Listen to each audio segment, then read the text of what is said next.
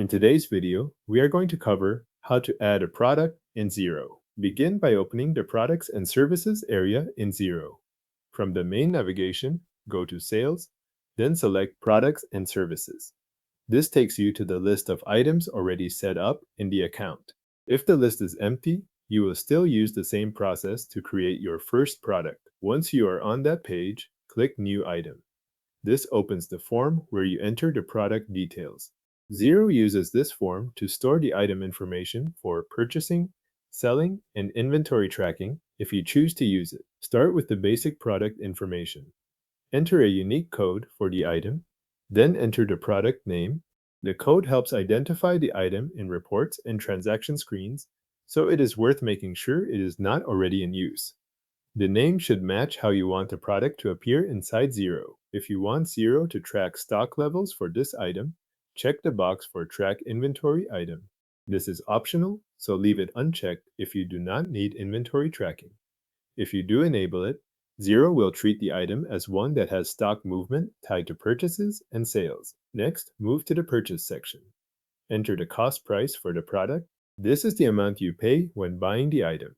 After that, select the purchase account that should be linked to these transactions. Make sure you choose the correct account before continuing, because this affects how purchase activity is recorded.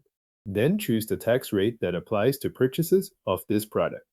In the description field for purchase transactions, enter the wording you want to appear when this item is used on bills or other purchase entries. After the purchase details are in place, complete the Sell section.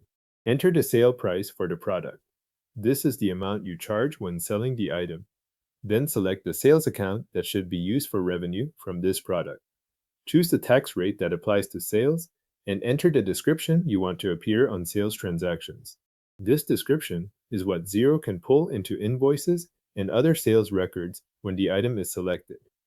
Before saving, take a brief look over the form to confirm that the code, name, pricing, accounts, tax rates, and descriptions all match the product you are adding. If inventory tracking is enabled, verify that it is turned on only for items you want Xero to monitor as stock. When everything looks correct, click Save to add the product. If you need to create another item with similar details, click Save and Duplicate instead. That saves the current product and opens a new item form with the same information copied over, so you can adjust only the parts that are different. Your new product is now added in Xero and ready to use in purchase and sales transactions.